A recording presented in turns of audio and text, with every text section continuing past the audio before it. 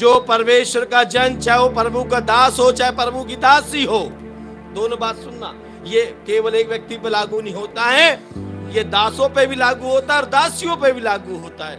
परमेश्वर का आत्मा उसे जहां लेके जाएगा वो वहां जाएगा। यदि परमेश्वर की आत्मा के अनुसार नहीं चल रहा तो वो व्यक्ति अपना साम्राज्य बना रहा है। क्या बना रहा है? प्रभु का साम्राज्य थोड़ी बना रहा है, वो अपना राज्य बना रहा है।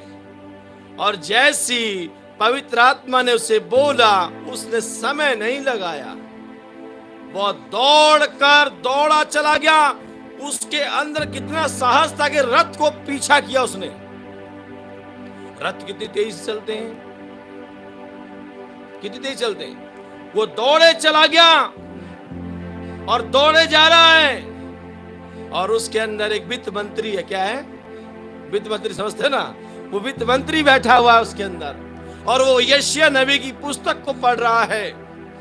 और वो दौड़े जा रहा, देखे जा रहा, दौड़े जा रहा है। तो क्या पूछता है? जो तू पढ़ता है इसे समझता भी है?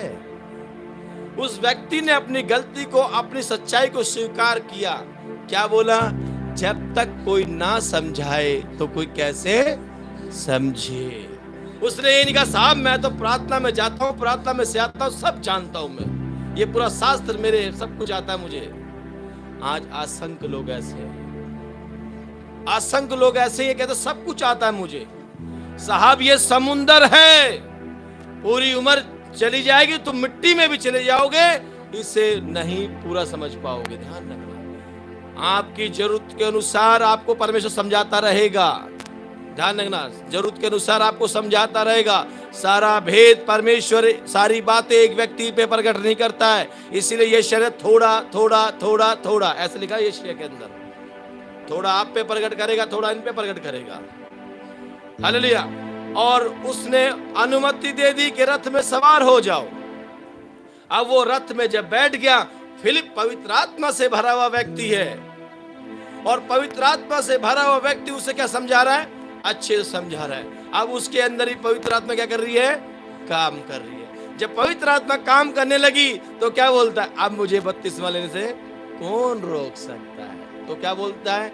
यदि तू मन से, रोमन की पुस्तक 10वां अध्याय उसकी 9 और 10 पद को उसने उठा के क्या किया? ठीक है, उसने कहा मैं अंगीकार करता हूं। इसका मतलब उसने अभी उस तरीके से विश्वास नहीं किया था, क्योंकि जानता ही नहीं है, समझता नहीं है। जब ये वचन को आप पढ़ोगे, समझोगे, तो आपको पता चलेगा कि आपके अंदर कितनी गड़बड़ियां हैं, कितनी बुराइयां कूट कूट के भरी हुई हैं। आज केवल चर्च में जाने वाले लोग अपनी कान की खुजली मिटाने के लिए जाते हैं खाली, जबकि उनके व्यक्तिगत जीवन में कितनी सारी गड़बड़े भरी पड़ी हैं, उसको सुनने के लिए नहीं जाते। यदि कोई वक्ता या कोई प्रभु के दासी या दास उन बातों को खोलना शुरू करता है तो कहते साहब ये क्या बोल रहे हैं, इसे आगे से या अनुमति मत दो, क्या प्रचार करने की अनुमति मत दो। असंख्य बता रहा हूं, क्योंकि क्या कर रहा है वो? जो सच्चाई को क्या कर रहा है? बता रहा है। हालेलुया, ये सच्चाई है। परंतु जब वचन को पढ़ोगे, वचन को समझोगे, मेरे प्रियो, वो समझा जाता है। इसीलिए कहा आत्मिक व्यक्ति आत्मा की बातों को समझता है और शारीरिक व्यक्ति आत्मा की बातों को नहीं समझ सकता, क्योंकि उस केवल शरीर की बातें। सब शरीर की बातें क्या है? प्रभु तुझे आशीष देगा, प्रभु तुझे उन्नति देगा, प्रभु तुझसे प्रेम करता है, ये वो इधर उधर की बातें, शारीरिक बातें, ये शारीरिक बातें हैं। जब आप उसके बेटा और बेटी हो तो आपसे प्रेम नहीं करेगा वो, प्रेम नहीं करेगा। ये कोई कहने की बात है? प्रभु तुझसे प्रेम कर, अरे प्रभु करता है भाई, तुम उसके बेटा और बेटी हो।